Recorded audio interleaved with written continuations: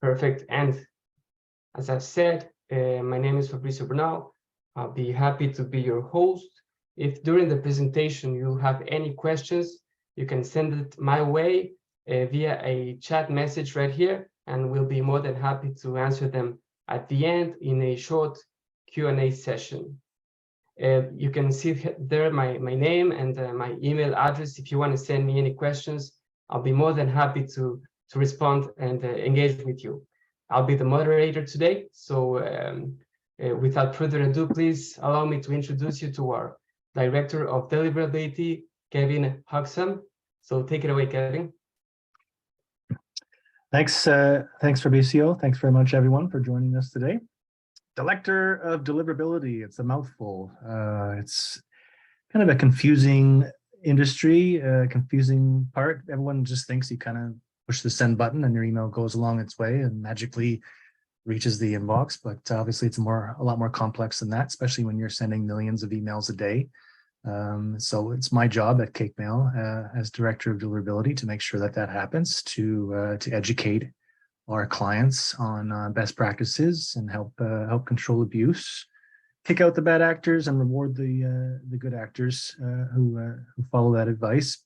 Little history with me: I've been with CakeMail for over 14 years now.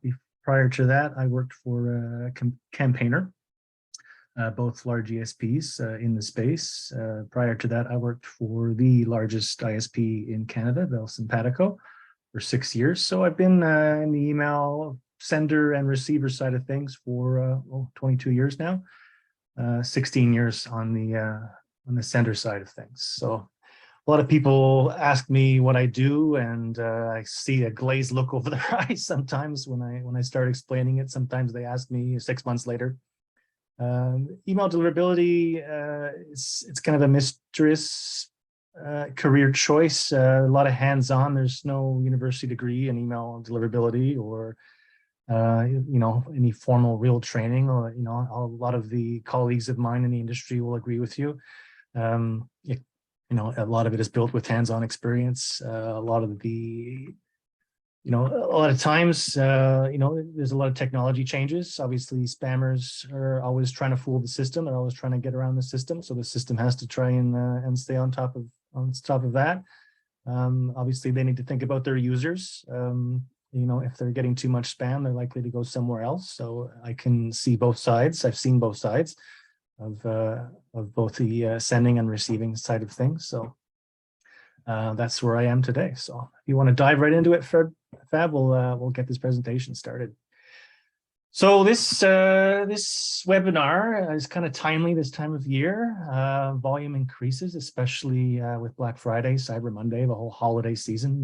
Senders tend to ramp up their sending volumes, and some make some mistakes along the way. So I thought it'd be a little more proactive this year and trying to avoid that, because I'm usually the one who's dealing with these mistakes as far as CakeMail's network is concerned.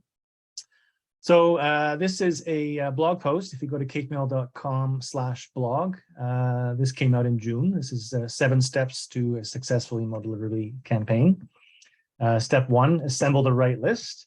I'll go through these quickly and then we'll dive in with further detail in the preceding slides. But number one is number one for a reason. Your list says everything about you, how you populate that list, how you grow it over time, how well you keep it clean. What kind of methods of opt-in you're using. Number 2, obviously, content is also very important. You need to grab people's attention. It's not just enough to, build a large list of recipients. You need to send them great content, and that content changes over time. So you need to make sure that, people are opening and they're engaged with your content. Transmit your message cleanly. This has a lot to do with the ISP you choose, CakeMail obviously being one of them. You need to respect delivery rates. You need to, listen to feedback from ISPs. If you're being blocked, they're sending you free feedback there, so you need to listen to that, and then change your habits accordingly. Deal with recipient issues. I'll mention this a few times. This is really important. If you are getting bounces, if you are getting a high unsubscribe rate, people aren't really interested in receiving your emails. And I'll talk also a little bit about spam complaints. with recipient issues. You want to make sure that those are removed as well. Again, choosing the right ESP is an important part of that. Step 5, track the results. Obviously, some campaigns will perform better than others. So you want to keep track of what works and what doesn't, and then, hone your practices accordingly for your future marketing efforts. Step 6, manage list hygiene. So I've talked about that before with recipient issues. Over time, the more you send, the more bounces you're going to see, the more spam complaints you may generate. So you need to make sure that you're handling those properly. List hygiene is very important. People move on, companies go under, domains, expire, people die, people move, they change jobs. I mean, email addresses don't stay active forever. They're like phone numbers. People move on. It's important that you keep your list clean on an ongoing basis. And then fine-tune content, number 7. I mean, obviously, creating great content is really important. You need to make sure that you're sending content that people want to receive. If they're not engaged, if they're not actively opening and clicking to the content you're sending, if the promotions that you're sending their way aren't really of interest anymore, it's really up to you to keep your content engaging and current. So it's important to like I said, keep track of what works and what doesn't work, and then make changes to your content moving forward. So we're going to dive into each one of these a little more. That was just a general overall. If you go to the next slide. List quality versus relationship. I think there's one takeaway from this webinar. I say this a lot. List quality is paramount to your email marketing efforts. How you build your list is very important. If you take a look at this particular slide, the good practices are on the left in green, and then the further right you go, the worse off you go with regard to best practices. I'll start just explaining each one. There's a relationship, obviously, between you, the vendor, and each recipient. So you need to make sure that that relationship is valid. As I said before, they're expecting to receive your email. Double opt-in is statistically the best method of growing your list. Double opt-in basically means someone will make a purchase or fill out a form, and they will immediately receive a confirmation email. So if the address they used in that form is invalid, or they're typing in someone else's address that they don't have access to, that address or that confirmation email will bounce. And it takes a human action for someone to be active on your list with double opt-in. So it's not enough just to receive a confirmation email. They have to physically actually click that link. And if they don't, then they're not, they'll stay in the pending status. They won't be permanently active in your list. So not only are you removing bounces, but you're also letting them know that they signed up. You're making sure that the person who signed up is who they say they are, and you're removing bounces along the way. And they have to actually do that one extra step to be active in your list with double opt-in. By far the best method currently to date for building your lists. Notified opt-in is very similar, but there's no confirmation link. So they'll fill out a form. You do receive, or you do process bounces with notified emails. It's a great way to let them know that they've signed up, but they'll automatically be active in your list. They don't have to click that link with notified opt-in. Not as good as double opt-in, but obviously better than some of the ones on further to the right that we'll be talking about. Single opt-in is the same, but there's no email sent at all. If someone fills out a form, they're automatically added to your list. There's no welcome email. There's no confirmation. There's no way of knowing if that address is valid or not, or if the person filling out that form is actually who they say they are. Opt-out, this is a popular method I try and steer clients away from. It kind of uses trickery. It's a legitimate way of building your list. There is a relationship there between you, the vendor, and the recipient, but they didn't necessarily ask to be put on your list. They didn't, opt in willingly. They didn't not necessarily know that they're going to start receiving emails from you. There's no confirmation link. And it tends to be a higher spam rate, obviously higher bounces because you're not removing them as they go, and unsubscribes as well. So you want to steer away from that. Obviously, opt-out is better.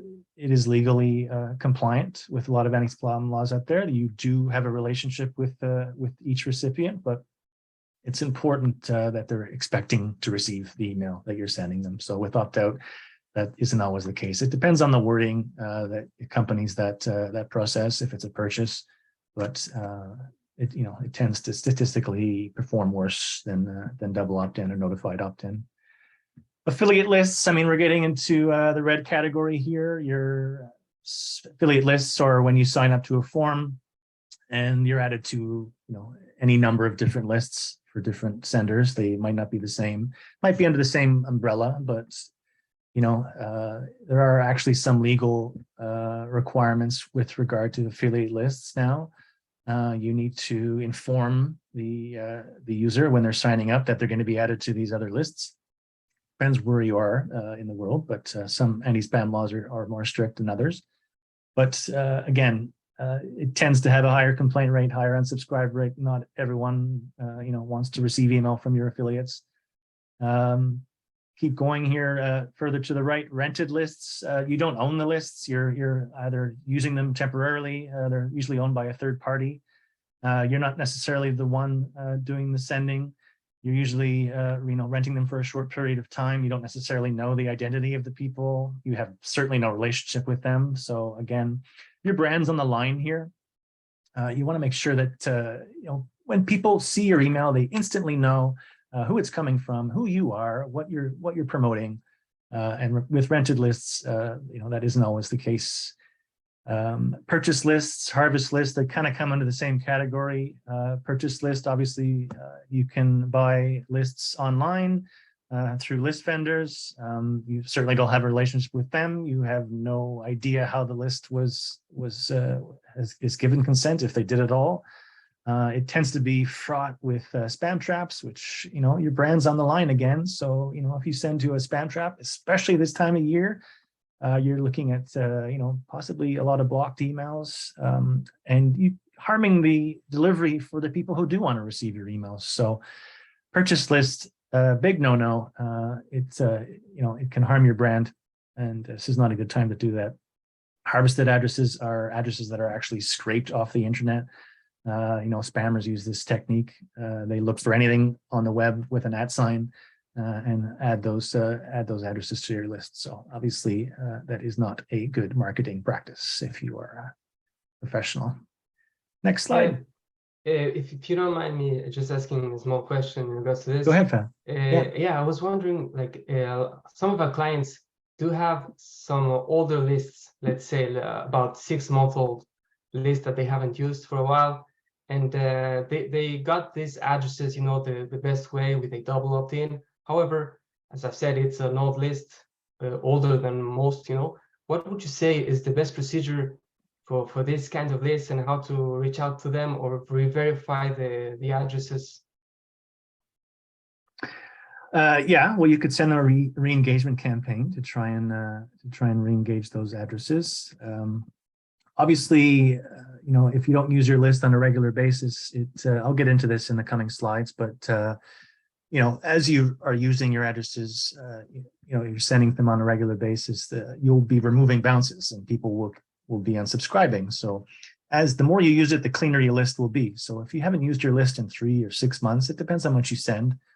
It's a good idea to either reintroduce those addresses slowly into your most engaged contacts, or just send them a re-engagement mailing, a separate mailing. Segment your list of people who you haven't used, or haven't sent to in 6 months or whatever, and try and ask them, do you want to stay on this list? Yes or no. It's a very easy way to try and re-engage those people.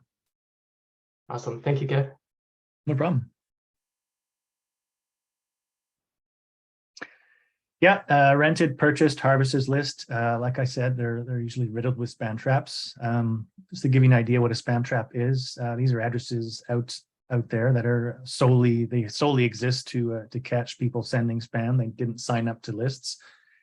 It's possible the address did at one time exist, a few years ago. Companies go under, domains expire, people don't renew them. So blacklist providers out there or anyone using spam traps will use these very old addresses to catch people who have poor list hygiene or who are not using proper list building techniques. So you want to stay away from spam traps. I'll give you an example, abc@hotmail.com, for example. Obviously that address doesn't exist. There's millions of spam traps out there. Their identity is unknown because, if it was known, it'd be really easy to clean your list of these addresses. So they would become pretty useless pretty quickly. Spam traps are like I said, they're used to catch people using poor list building practices, people not using, double opt-in, people using opt-out, for example. Just because you buy something from someone doesn't necessarily mean you want to receive marketing from them. I like to use the mattress example. If you're going to purchase a bed, a new mattress, it's not something you buy very often. Same thing with a car, any large ticket items like that. Obviously, you do need to purchase these things, but it's not something you necessarily want to hear about or receive promotions about, weekly or monthly. So you want to make sure that your list hygiene is very clean. Obviously, stay away from harvested emails and purchase lists. Like I said before, I'll mention it again, big no-no, especially this time of year. Repeat offenders usually get blacklisted. If you hit a spam trap 1 or 2 times, it depends where it is. It's not usually the end of the road or end of the world, but the more you hit, the more times that address gets hit, the worse you look. Obviously you're not re-engaging your list, you're not keeping it clean, you're not your list building practices might be in question. Maybe someone made a bad mistake, maybe they imported a whole bunch of addresses that complained prior, or anyway, I'll get into that before, but the more you do it, the worse it looks. Next slide.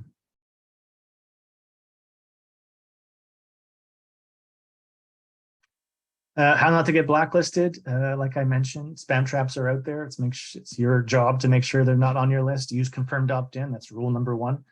Spam traps don't click links. So if you send someone a confirmation email and that link doesn't get clicked, then it never gets added to your list as active. So that's the number 1 way to avoid getting blacklisted, to avoid getting spam traps on your list. As I mentioned, sending to your list on a regular basis. The more you send to it, the more you remove bounces, the more people will be removed from unsubscribes or spam complaints. So your list is constantly keeping clean. And that's rule number 3. Very important that you do that. Very important that you choose the right ESP. Obviously, they need to be handling bounces properly. And that can only help you going forward. Step 2, creating great content. Obviously, with your perfect list that you've just built, you want to make sure that you send content people want to receive. That's the golden rule. I tell a lot of our customers. If the engagement's not there, engagement was kind of invented by Gmail, at least 10 years ago now. They looked at senders and how many people were opening and clicking, forwarding, how many people were deleting and sending it to the junk box. Obviously, that's a bad thing. If people are actively engaged, that is the key to your success. That is the number 1 way that ISPs, that receivers are able to filter spam. Spam doesn't have a high engagement, obviously, for legitimate reasons. It's not wanted mail, so no, you're not going to have a high open rate or high click-through rate. Along with content, it's important that it stays, fresh and current, and it's important that you personalize this, your promotions. You can also segment your audience. So you can send to people in a certain area, a certain promotion, for example. Personalization is key. I mean, you're not really sending a message to a friend here. This is a professional marketing campaign. So you want to, it's a lot better to say, hello Fabricio than it is, hey you, or hello, just in general. So the more you can personalize your content, the better throughout, not just the initial greeting. The content itself should have a clear call to action that ends with a click. Opens used to be a very valuable method of calculating a campaign success. but that has changed over the years with Apple's privacy, mail privacy that came out last year. Also, Gmail's prefetch. Opens are calculated by a tiny tracking pixel in the actual email that we send. So when the images get rendered, when someone opens the email on the other side, that tracking pixel gets downloaded, and then we will receive data on that. We'll receive the IP address that downloaded that pixel, the date, the time, the location, even the browser information. So we could use that to calculate a campaign's success. Obviously, a higher open rate, the better. But with these changes in the industry in the years recently, opens have been a flawed metric. So we tend to be steering people towards clicks. Obviously, it takes a human action to click a link. So you want to make sure that is a very a clear call to action in your content going forward. You need to encourage your recipients to display images. Click that. This is a trusted sender. You might even want to mention that in your welcome emails. It's an excellent opportunity to welcome people, to explain that they're going to be receiving emails from you, to add your from address to their contact list, to mark you as a safe sender. All of these things will help with your delivery moving forward. Also, with regards to content, some tips and tricks. Like I said, engagement is key. Content isn't as necessarily, the big player that it used to be, but you still want to stay away from spammy words. Not all receivers are looking at engagement. It depends on their infrastructure, their budget, you need to stay away from words like free and exclamation marks and save big and credit and all that. Just, you can use them, just keep them to a minimum. Use them sparingly. When someone receives your email, they should know instantaneously who you are, where they signed up, and what the email is about. So you want to make sure that you use a clear and concise subject line. Use bait if you have to. Bait is a term in the industry where you whet someone's appetite with the subject line, and you try to entice them to open the email. And then in the actual content of the email, you try to entice them to get to your website. That's the real goal. You want them to click through to purchase, or whatever you're promoting, or whatever your newsletter's about. You want them to go to your website. So using clickbait is an excellent way to do that. The content as well should have a good balance of images and text. It's kind of the 70-30 rule. You want 70% text, 30% images. Again, it's not as important as it used to be a few years ago, but if your image, or if your campaign is one image, obviously, if the images aren't there by default, if your recipients are going to see an empty box, and if there's no alt text explaining what that image is, they're going to see a really empty box. So it doesn't look very professional. Try to avoid image-only campaigns. Make sure there's text in there. Always avoid using large fonts, bold, anything yelling at someone. All caps. Again, you're not sending a message to a buddy here. This is it's a professional marketing effort. You need to act accordingly. No replies. I wrote a blog post about no replies at least 10 years ago now. It was a very popular post. There was a lot of comments back and forth. No replies do have their use, for password resets or sending an invoice, for example, but they don't really have a place when it comes to promoting or email marketing. They kind of send a hidden message, and that message, unfortunately, is, we don't want you to reply. Don't bother replying. We don't want to hear from you. We don't care what you have to say. So, I mean, you want people to reply. That is a form of engagement that will improve your reputation, at the receiver, and improve your inbox rate at the same time. Reinforce your brand. It should. Everyone has a logo. Make sure it's part of your email. Make sure that your from name stays consistent. Like I said, they should be able to reply. They should be able to engage with you. Make sure that it's consistent. Throughout, doesn't change very often, reflecting your brand. Reinforce it. Slide. Step 3, transmit your message cleanly. This goes down to choosing the right ESP. It's very important that you send Obviously, you want to send as much mail as you can, if in a timely manner, but not all receivers can receive at the same rates. Obviously, Gmail can receive billions of emails a day, but that isn't always the case with some of the smaller domains, smaller providers out there. So you need to respect their delivery rates. If it's something I check every day, if you're sending too much mail too fast, you're going to start to see a high bounce rate. And it's important that you back off at that time. You don't want to, make the problem any worse. So it's important that you send mail at a rate that they can receive. Authenticating your domain, that's probably a whole webinar in itself, but listen to your providers. A lot of them these days are recommending that you authenticate your domain. You can also brand your domain with Cake Mail as well. So all of the links within your email can be the same as the from, and ISPs like to see that. It makes their job a lot easier when it comes to filtering mail that may or may not be from you. So not, like I said, bounced replies, make sure you take a look at those, make adjustments along the way. If you're getting blocked, there's a reason. And this is free feedback the ISP is sending you. So you need to act on that, make necessary adjustments. React to ISP throttling. If you're getting throttled, if you're getting blocked, there's a reason for it. So you need to take a look at, maybe it's time to send a re-engagement campaign. Maybe you're getting blocked. Are you getting blocked everywhere? Are you just getting blocked at Gmail? Are you getting blocked at Hotmail? Maybe it's time to clean those addresses. Take out that segment of your list. Take all the Hotmail addresses out of your list, Outlook, live.com, and send them a re-engagement campaign.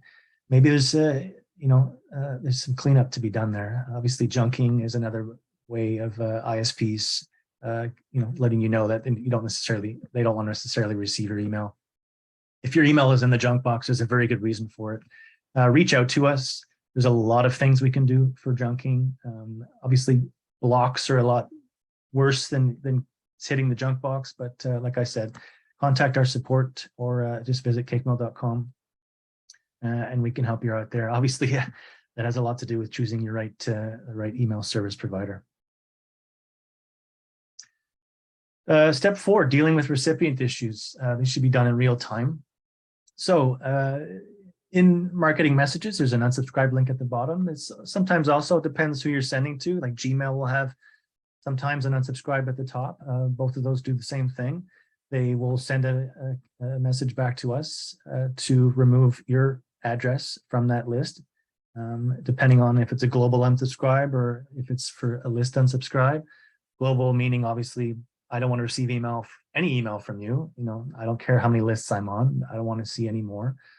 So it's very important. There's some legal aspects with that as well. It's very important you listen to those. You can wound into some big trouble. And there's some hefty fines with that as well.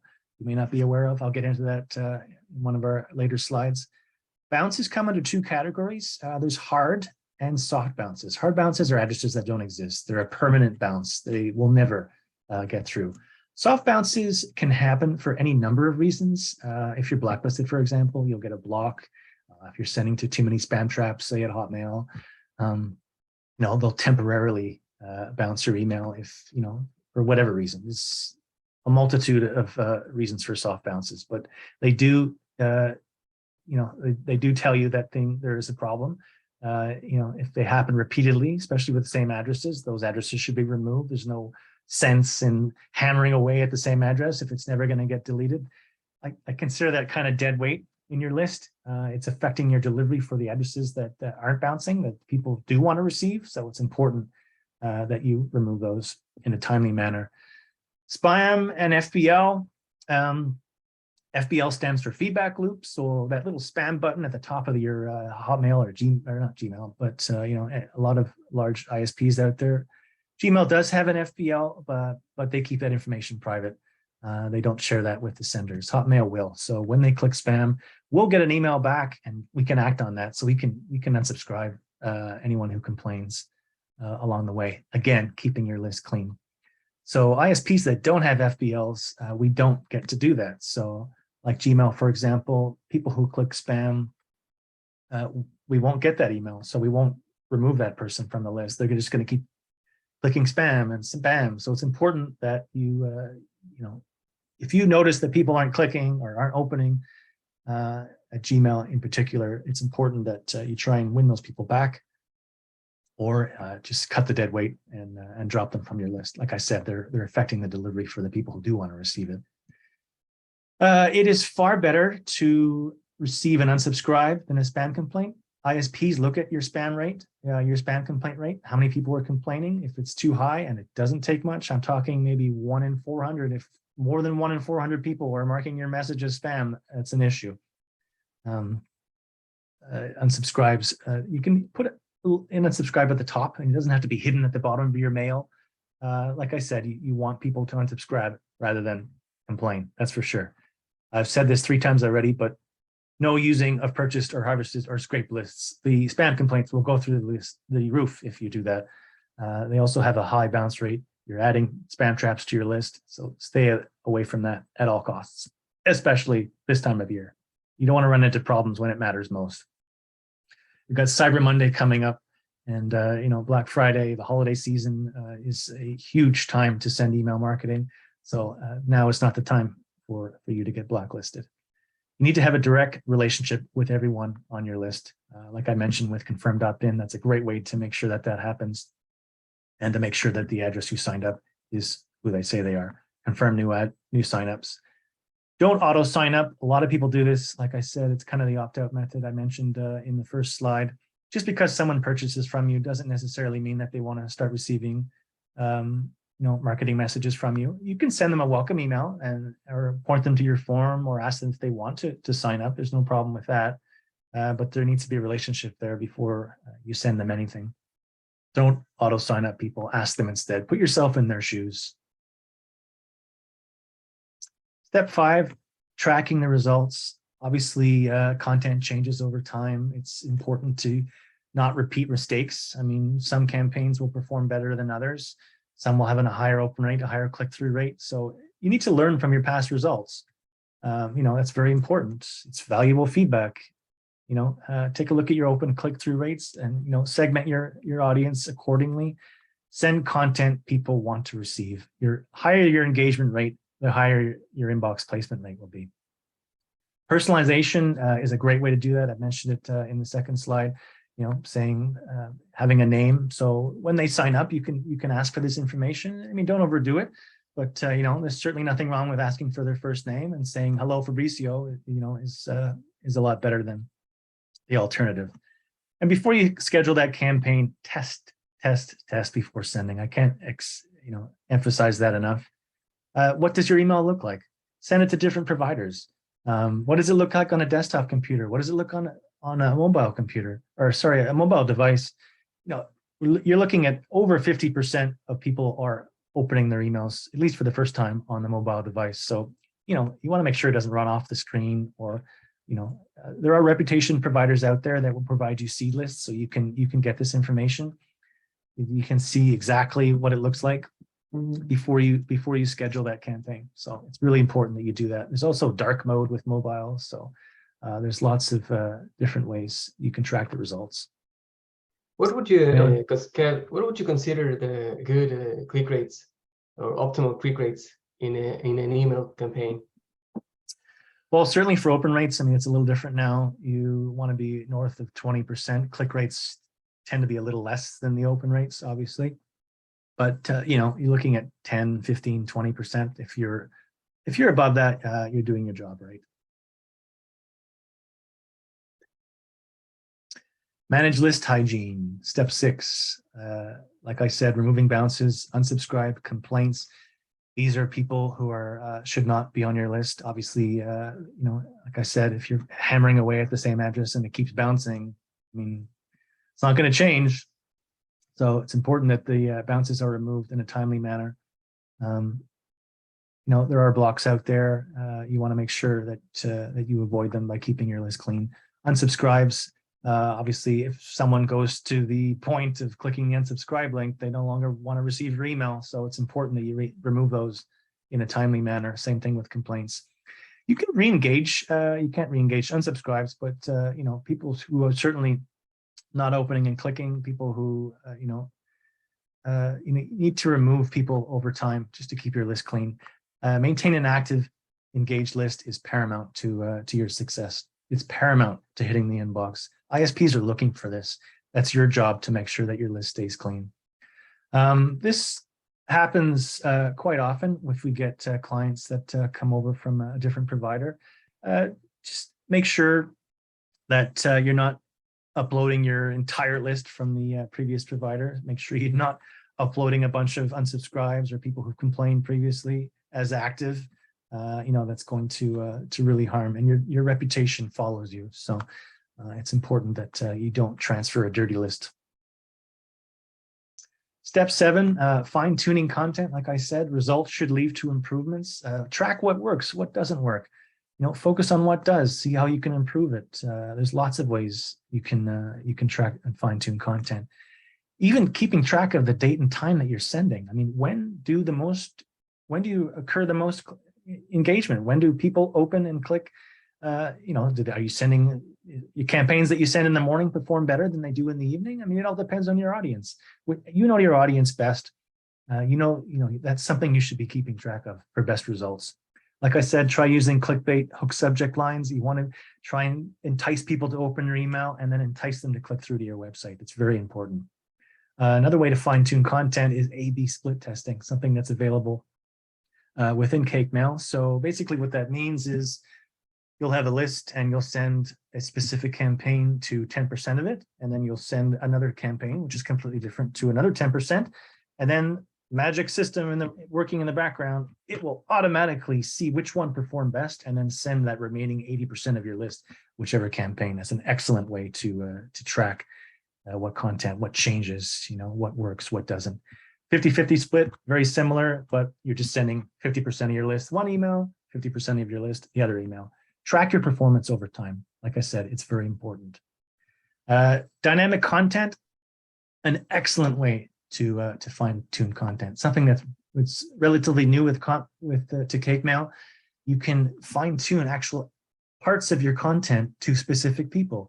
Say you have an English and French. You could have French to go to one particular list within the same email itself, and the location as well. So if you're promoting a certain location or a restaurant, for example, you can actually, look off the postal code if you have that information on your list. So send a particular promotion to a specific area.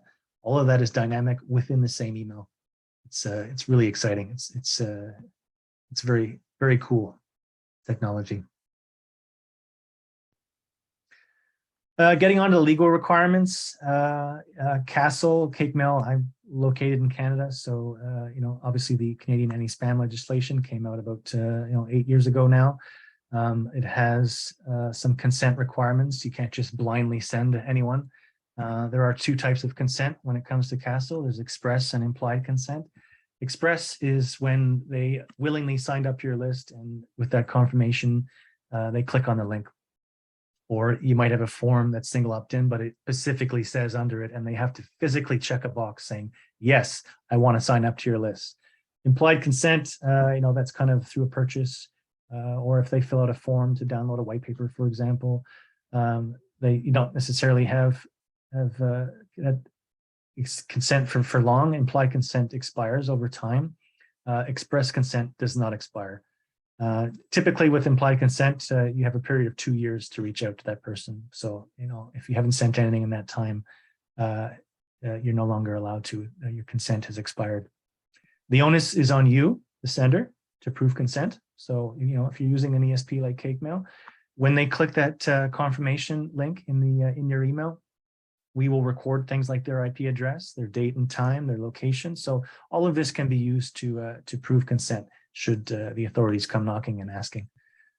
It's very important that you keep that information. It's your responsibility to do so. Unsubscribe requirements, like I mentioned before, getting into the nitty-gritty here, it's important that you remove that recipient from your active list within 10 days. You have 10 days to remove them. And that actual link at the bottom, the unsubscribe link itself, needs to be active for 60 days. They shouldn't have to log in to unsubscribe. There should be no cost to them, obviously. I mean, that's common sense. Removal should be as easy as it was to sign up. That's kind of the golden rule a lot of people say in the industry. So make unsubscribe easy. Put that unsubscribe link at the top, maybe. I mean, that doesn't necessarily mean you're going to get more unsubscribes, but people who aren't opening, people who don't want to hear from you, you know, they're going to unsubscribe anyway. So it's important that they're off there. Again, they're harming the delivery for the people that do want to receive your email. Postal address is another requirement of Castle. It's important that you have a valid physical mailing address somewhere in your email. You can also have a link to that on your website. It can be a PO box, but you need to, you know, say who you say you are. Give them an alternative means to contact you, should that be necessary. It's the responsible thing to do. That's why it's in there. Next slide. Don't use false and misleading header information. That's part of CAN-SPAM. Castle has that as well. Spammers use this technique, so they'll pretend to be someone else just to try and entice you to open. You obviously, they're not who they say they are, so they're using misleading information. That's actually illegal. You can't do that when it comes to email marketing. Don't use deceptive subject lines. You know, like I said, they should be able to know exactly what your email is about and what you're promoting just by the subject line. And also familiarize yourself with the different anti-spam legislations out there. CAN-SPAM is in the States. Castle is in Canada, and there's also the GDPR in Europe, but there's constantly new laws coming out there. So familiarize yourself with your area of the world. Make sure you know, you educate yourself on you know, what not and what not to do, what to do and what not to do. Yeah, Black Friday, like I said, volume increases. I affectionately call this Blacklist Friday because that's the time, you know, the time of year where that blacklists do occur a lot more often. I'm the guy that deals with them. Don't damage your delivery when it matters most. Like I said, don't do something you wouldn't do normally throughout the year. It's important that you don't purchase lists, you don't reactivate old contacts or previous bounced emails. These are not things you want to experiment with. You know, if you haven't sent your list in a while, like Fabricio asked me earlier on, you know, reintroduce those people slowly, maybe start in September or even August, you know, to try and entice them to open your emails, to click through. Cadence is also very important. I mean, it's very tempting this time of year because you have so many offers to send 5 emails a week instead of 1, but your recipients aren't really expecting that. So, you know, they are expecting volume to increase, but don't overdo it. I mean, you know, if they start getting bombarded with emails from you, there's a good chance that they're either going to unsubscribe or complain, which you don't want. So use double opt-in, no auto signups through purchase. That's also a popular mistake a lot of people make this time of year.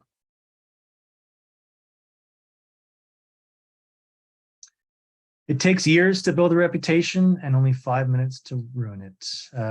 This guy, you probably recognize him, Warren. He knows a lot about reputation. He's not just about money, but he knows a lot about email marketing too, apparently.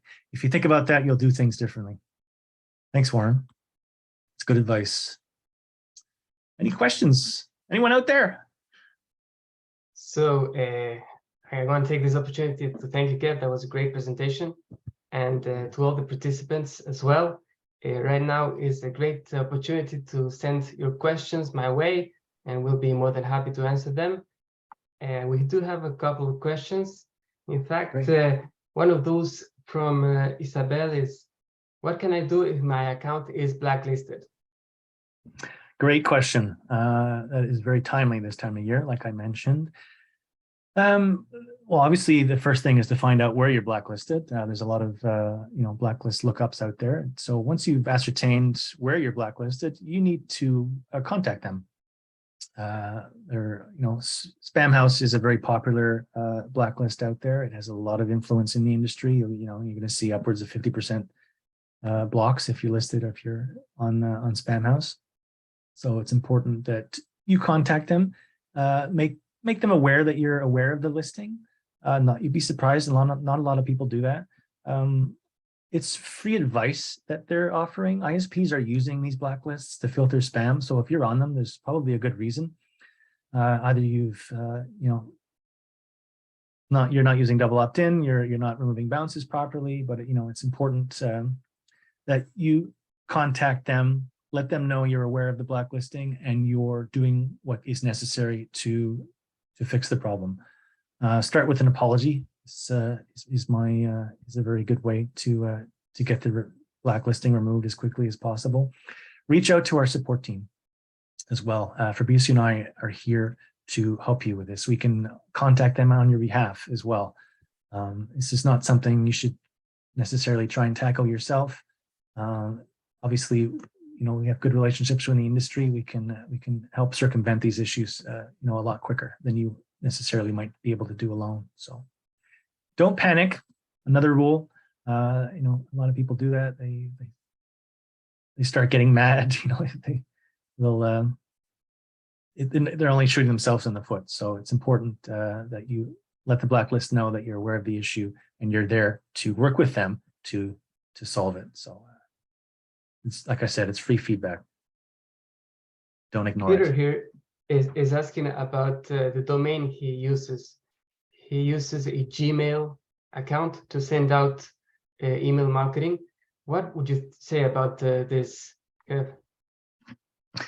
Yeah, well, Gmail's the largest email provider in the world for a reason. A lot of people have Gmail addresses. They're not necessarily the best to use for email marketing.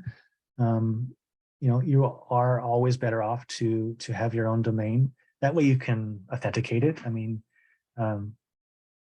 Gmail is an ISP where that, they actually have rules with their authentication. So if an email exists or is being sent from gmail.com and it's not coming from Gmail's IP address, then, it tends to look on less favorably. So if you thinking about going with your own domain, your own website, I highly recommend going in that direction. Like I mentioned, it makes the job of receiving for the ISP and filtering mail to the inbox a lot easier. It also reinforces your brand, which I mentioned as well. You can also brand the links within the email as well. So when an ISP receives an email from you and the entire thing is on the same domain, obviously that makes their job a lot easier. It looks a lot more professional. So there's nothing wrong with using a Gmail address as a from address, but it's typically for small businesses sending to a couple hundred contacts, which is fine. But there are free mailbox providers out there that don't allow it. Yahoo comes to mind, for example. They have a DMARC record in place set to reject. So if you're sending from a yahoo.com address with that, it's not coming from a Yahoo IP address, it's going to get bounced because they didn't give you permission to use it. So it's important. I don't see Gmail going in that direction, but like I said, it's important to reinforce your brand. If you can get your own domain, it should be the same as your website, same that people went to sign up. So it looks a lot more professional. Yes, and also if you use our CakeMail, our platform, you can verify the authentication of your domain and to see if there's anything missing there, and we'll be more than happy to guide you if you require this. Just send us an email and we'll take a look. We have a great team with us. Fabricio is a pro at handling authentication, and I think that's one of the main things that he handles. It fixes a lot. I mean, you'll agree with me, Fab. It fixes a lot of delivery problems right away, and it's something really easy to do. And if you can brand the email at the same time, I mean, obviously that looks even better. It looks a lot more professional. So if you're thinking about going down that direction, getting your own domain, I mean, they're not that expensive. If you have a website already, just instead of Gmail, switch to that website. You're able to receive mail from it. It will reinforce your brand, and your inbox rate will be higher. So it's win-win-win. Yes, absolutely. And another question that comes up a lot of the times with our clients is, so they're sending out their campaign, and most of the time it ends up in the junk mail. So they're not sure what's going on. So what should they do in that situation? Another great question, and one we get very often. There's many different reasons why your email is landing up in the junk box. It could be, your engagement rate isn't as high as it used to be. You could be sending to more spam traps because your list isn't as clean as it used to be. Maybe you're not sending enough mail for that list to stay clean.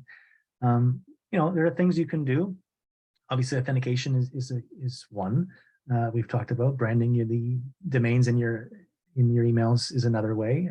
You can also take out, say you're going to junk at Hotmail, for example. Well, obviously that's Hotmail telling you that you have an issue with your Hotmail addresses. So maybe take out all the Hotmail addresses from your list and send them their own email, their own segment, to try and win them back, to try and entice them, to try and get them engaged. It's all about engagement. So by doing so, if you send them a reconfirmation email, you're going to clean away all the people that don't want to be on your list. So Hotmail will see that, and it's amazing how quickly your emails will go from junk box to the inbox.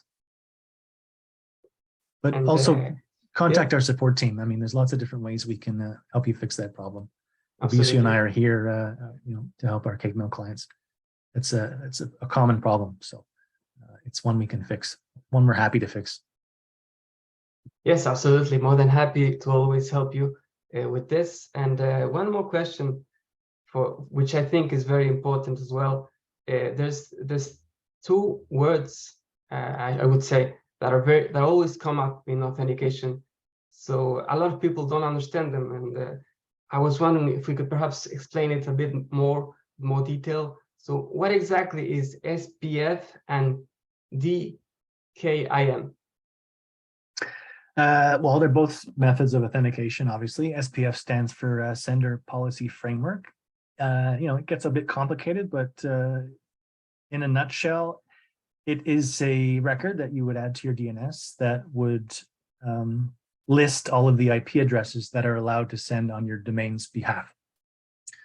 So, it gets a bit technical. Feel free to contact us if you have any questions. We also have a blog and a support knowledge base on cakemail.com, which you can read up on SPF. DKIM is another method of authentication. It adds another layer in there that it encrypts the message in transit. So again, through a record in your DNS, there are two different DKIM keys. One is on the sending domain or the client's domain, and one is a key that is hosted locally with Cake Mail. And when we transmit the message, the receiver sees that it's been signed with DKIM, and it will go and perform that lookup on the client's domain to see if that DNS record exists. If it does, the email DKIM will authenticate, and your email has a higher likelihood of reaching the inbox, because they know that it hasn't been tampered with in transit. They know who you say they are, and they know that you have access to that domain. So it's an excellent way to improve your inbox rate. DMARC is another one. It's more recent. There's also BIMI as well. DMARC is actually will feed off SPF and DKIM, but it differs in that you, the sender, actually have control over what receivers should do when they receive mail from your domain that either fails SPF or fails DMARC. So you can actually, in your DMARC record, you can set it to either quarantine, which will send it to the junk box, or reject it outright. It'll just, the ISP will block it altogether. So if you're being spoofed, if someone else is using your domain without your permission, DMARC is an excellent way for you to control that. It's, like I said, it's a relatively new method of authentication, but it's a very robust way, very easy for ISPs to filter your mail or filter mail that's not from you. So it's a great way to prove you own that domain. Thank you, Kev. That really answers the question. Yeah, but these are, of course, very complex words and configurations. But you don't have to worry if you don't understand them. Just follow our instructions, and you'll be set with authentication if you ever require this. One more question came up from Diane. Since we have some more time left, we could definitely answer it. So Diane is asking, how do I properly manage my list and keep it clean? Okay, well, I mentioned that in the slides. Obviously, it's important to keep it clean. So meaning, processing the bounces, making sure that you remove addresses that don't exist, addresses that unsubscribe, or addresses who complain through those feedback loops. on an ongoing basis, and making sure that you don't send to those addresses again is an excellent way of keeping your list clean. And starting off with a clean list is important. Like I mentioned, using confirmed opt-in is the best way to do that.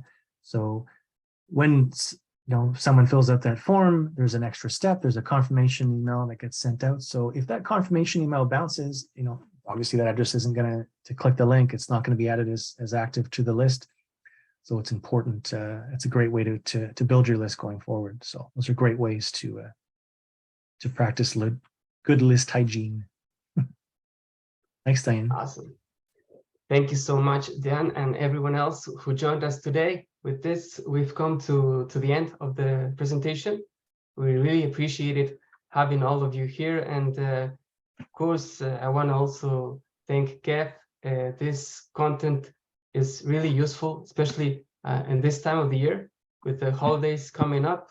And all of this content will be sent to all of the participants and everyone who has subscribed, and as a PDF file, 25 pages for you and for your reference, as well as the video. So again, thank you so much. And for me, it has been a pleasure to present you with this today.